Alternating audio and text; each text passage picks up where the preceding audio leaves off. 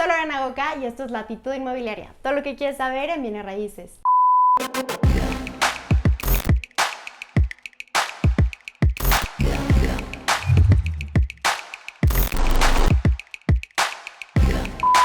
Como lo pueden ver en el título de este video, hoy vamos a platicar acerca de cómo revisar el expediente antes de comprar un bien raíz. Por supuesto con el objetivo de que no caigan en ningún tipo de fraude que sabemos que están a la orden del día. Y para eso les traigo una invitada especialista en el tema, que es la licenciada Adriana Hernández Chávez. Ella es especialista justamente en dictaminar este tipo de expedientes inmobiliarios, pero también en remates bancarios. Bienvenida, Adriana, muchas gracias por estar aquí. Muchas gracias, Lore, a ti.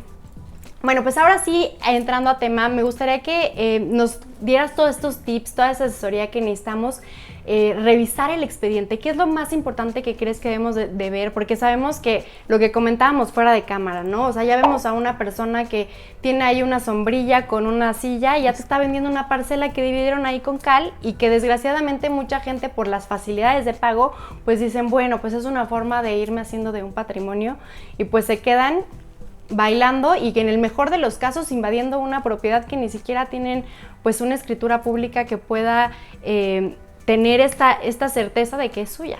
Claro, es correcto, Lore. Mira, pues al despacho muchas veces llegan este tipo de conflictos, ¿no? Por no tener este conocimiento previo al hacer una inversión de tu propiedad. Entonces es correcto, muchas personas deciden dividir a veces sus propiedades, ponerlas a la venta, pero efectivamente hay muchísimo fraude, ¿no? Entonces yo sí sugiero que la persona que piensa en adquirir algún terreno, alguna casa, tendría que tener conocimientos básicos para poder decidir si realiza o no realiza su inversión.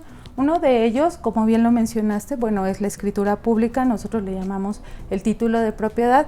¿Cuál sería la diferencia básica que necesitamos y se requiere? Que esa escritura que fue tirada ante un notario público esté inscrita en el registro público de la propiedad. Porque muchas veces nos ha tocado en la práctica que tiran escritura, hacen la firma de escritura y el notario o bien la persona que les está ayudando a gestionar el trámite no inscribe este protocolo y entonces por lo tanto no tiene la fuerza legal y la publicidad que se requiere. Ese sería el primer documento que yo les diría, hay que revisar y hay que solicitarle a mi vendedor que me exhiba este documento, la escritura pública o mi título de propiedad inscrito. ¿Cómo lo sé? En la parte trasera de la escritura, casi siempre es la última parte, vienen dos sellos. Y en uno de ellos sí me dice que fue inscrito en determinado tomo, volumen y la fecha de inscripción. Entonces desde ahí ya tengo yo la certeza legal de que esa escritura sí fue inscrita, ¿no? Y de todas maneras sería bueno ir a verificar al registro público. Ese sería el segundo documento que yo sí les pediría a tus seguidores. Bueno, así es una pequeña inversión aproximadamente en Hidalgo, son 586 pesos, si no mal recuerdo, solicitarle a mi vendedor un certificado de libertad de gravamen. El certificado de libertad de gravamen lo expide el registro público, aquí en Hidalgo se llama el Instituto de la Función Registral, y en ese documento me va a expresar el instituto si esa propiedad que me pretenden vender tiene algún gravamen, como una hipoteca, un embargo, y entonces ahí yo voy a palomear si está libre, si no tiene gravamen, si tiene esta libertad, que puedo seguir con mi protocolo para realizar la compra de ese bien inmueble. En el caso de un inmueble que tenga, por ejemplo, algún tipo de adeudo como una hipoteca, sí se puede vender, ¿correcto?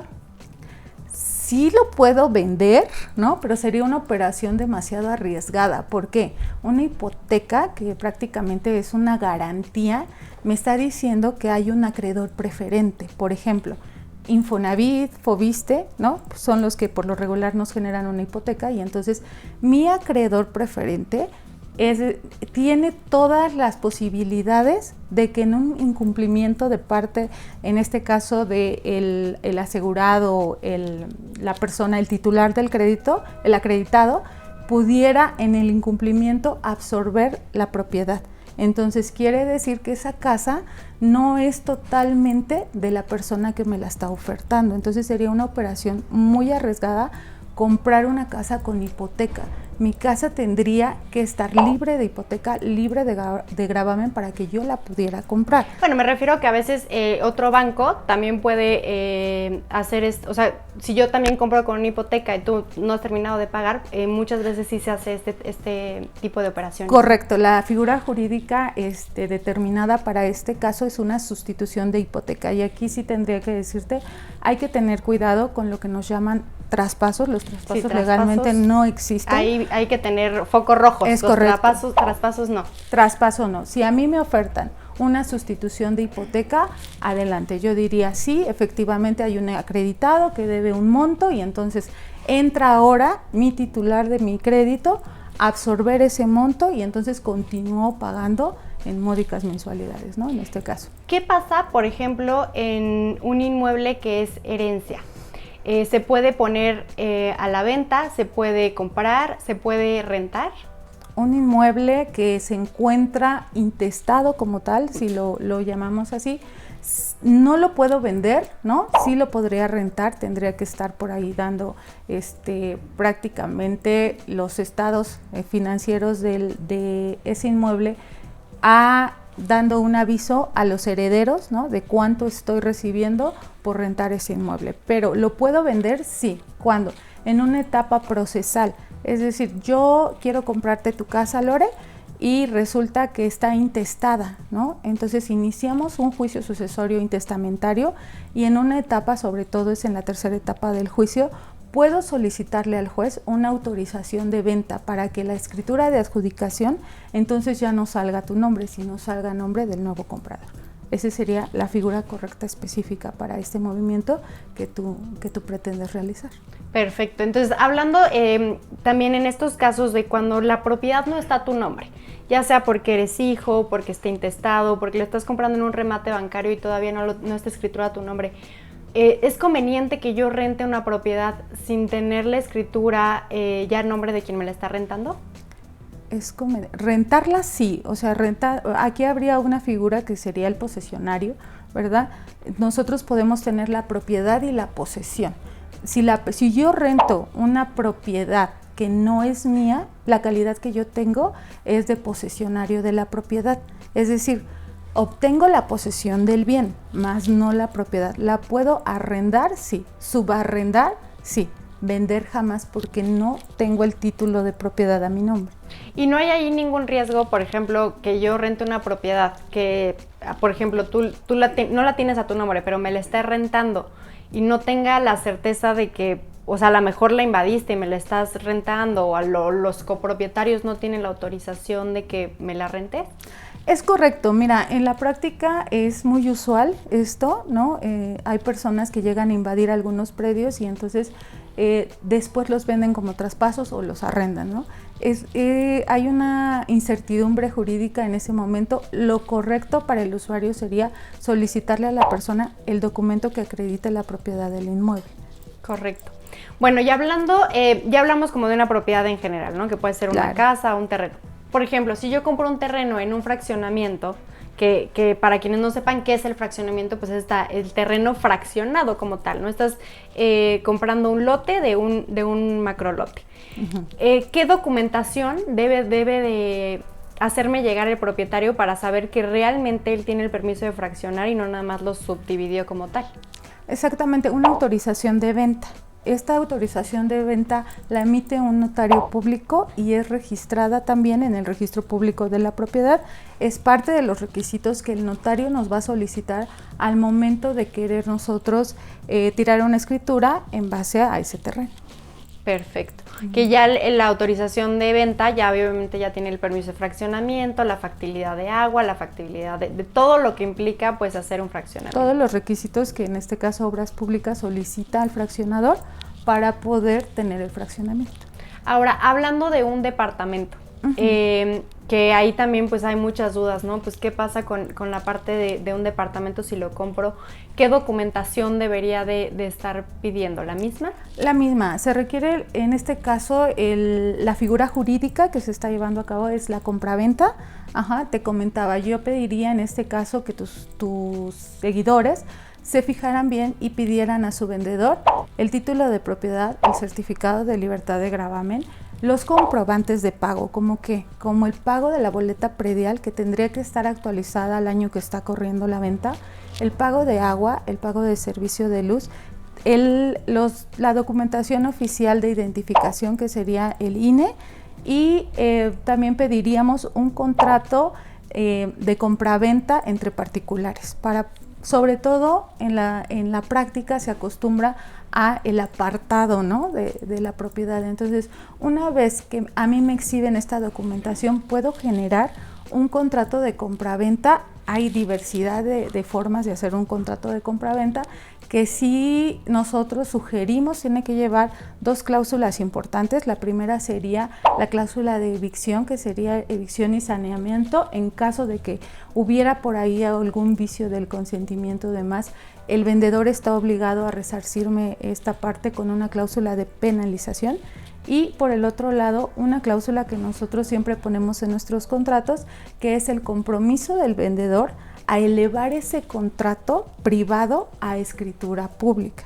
A veces a nosotros nos piden que hagamos contratos de compraventa ratificados ante notario. Nosotros no lo hacemos. El único contrato de compraventa certificado ante notario se llama escritura pública.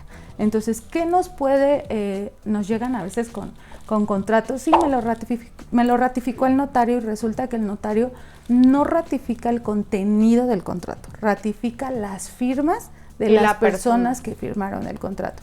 Por lo tanto, esto no tiene una validez, sí tiene una validez, pero no hay una certeza jurídica como tal del contenido del acto, pero sí nos sirve, y porque sugerimos nosotros se realice un contrato entre particulares, porque en algún momento del incumplimiento nosotros podemos solicitarlo ya vía judicial a través de un juicio, que entonces se cumpla ese acto, ¿no? Que nos puedan elevar el contrato público a escritura pública. Qué bueno que mencionas esto. Número 1, no den ningún apartado hasta cerciorarse que la propiedad está en la posibilidad de ser vendida, ¿no? Es correcto. Y la segunda es que no se queden con el contrato de compraventa. Siempre llegar a la escritura, mucha gente dice, no, pues es que te ahorras una lana. ¿Te ahorras? No, o sea, te pones en riesgo total y puedes perder, al contrario, todo lo que ya invertiste. Es como la factura de tu coche. Si no tienes factura, así es la escritura pública, y a ese nivel le tenemos que dar esa seriedad. Por supuesto, Oye, Adriana, por supuesto. Te agradezco muchísimo. Me gustaría Muchas que gracias. nada más cerráramos esta plática con algunos tips que tú pudieras agregar para aquellos que están en este proceso de una compraventa. ¿En qué más se deben de fijar o qué deben de tener cuidado? Mira, para mí ahorita en la actualidad sería muy, muy importante el documento en el que ustedes van a probablemente invertir una cantidad aproximada de 600 pesos, sería solicitar el certificado de libertad de gravamen. Si me lo expiden, quiere decir que ya tengo un título de propiedad, que mi escritura sí fue inscrita. Y la otra, ese documento me va a garantizar que mi propiedad o el terreno no tiene ningún gravamen, que está limpio, así le llamamos nosotros, y que podríamos continuar con el trámite. Si a mí mi vendedor me exhibe ese documento, no se acostumbra, debo de ser honesta contigo, no se acostumbra. Y de hecho a normalmente ¿no? lo paga el comprador. ¿Cuándo lo pagan? Hasta que están ya formando expediente en notaría, porque lleva algo que se llama aviso preventivo. Y entonces es decir que esa notaría en específico va a llevar mi trámite. Pero si tú te esperas hasta que entonces doy el anticipo en la notaría para que me tramiten mi certificado de libertad de gravamen, nos ha pasado que llegas a la firma de la compraventa, ¿no?, la firma de escritura, y resulta que la propiedad sí tenía un gravamen. Y entonces yo ya te había dado un anticipo y puedo en ese momento ejecutar mi cláusula para poderte penalizar porque me estás vendiendo algo que me dijiste que estaba libre y no estaba libre. Hay que, la verdad, cerciorarse mucho. Yo los 2 documentos indispensables que sí pediría sería el certificado de libertad de gravamen y poderse asesorar con alguien o buscar un contrato de compraventa que tenga toda la estructura que se requiere para poderme amparar legalmente, incluso desde el apartado, ¿no? Digo, ya el resultado óptimo sería la escritura pública, pero a veces tenemos conflictos desde el apartado de la vivienda. Para la cuestión de terrenos, para la cuestión de inmuebles, para la cuestión de condominios, yo lo haría así. Entonces, ahí sí modificaría un poco cómo se utiliza en la práctica, que es yo solicito mi certificado hasta que armo expediente en notaría, yo le pediría a mi vendedor, por favor, exhíbeme un certificado de libertad de gravamen. Es a lo mejor erogar 600 pesos, pero por una inversión que es de miles, a veces hasta de millones, yo con mucho gusto, aunque le tocara al vendedor, lo pagaría para tener la certeza jurídica y legal de que estoy adquiriendo algo sin problemas. Excelente consejo, pues te agradezco muchísimo. Claro que Todos sí. los datos de Adriana van a aparecer en pantalla para quienes quieran asesoría personalizada, pues justamente a eso se dedica. Vamos a seguir teniendo seguramente varias colaboraciones con ella. Muchísimas gracias por estar aquí. A ti, Lore, gracias por la invitación. Y nos vemos en el próximo video.